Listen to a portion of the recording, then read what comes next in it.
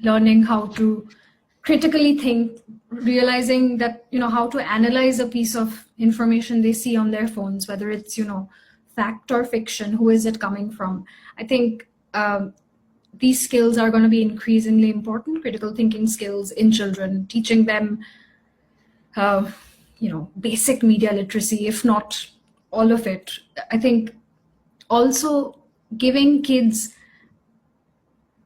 more access to how the world works, because a lot of times I've noticed that, people tend to think that we live in isolation, that, okay, there's just UK or there's just Europe.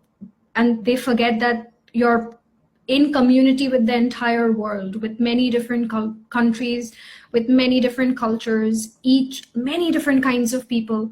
I do realize this is where obviously class divide plays a huge role, because travel in itself is an education and not everybody can afford travel. I think, I personally think a cure for racism is definitely travel, because, it helps to see the world in a different way. And that way, it's impossible to dehumanize somebody you've shared a meal with, right?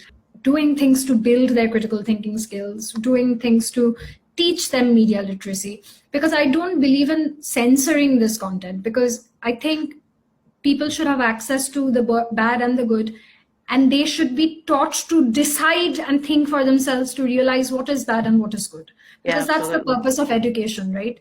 It doesn't teach you what to think, it teaches you how to think, right?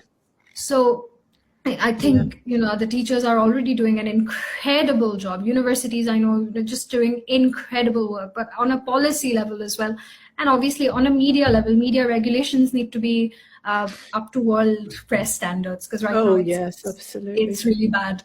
One more skill that's going to be very, very important, that is lacking a lot in the world as we speak, and that is emotional regulation. I don't think kids were taught that. I wasn't taught that. I had to pay a therapist lots of money to teach me that, and I'm still learning that. But a lot of the problems we see in the world today is because of a lack of emotional regulation. Oh, you have harmed me, I will bomb your country and destroy everything. I'm sorry, an emotionally healthy person would never do that.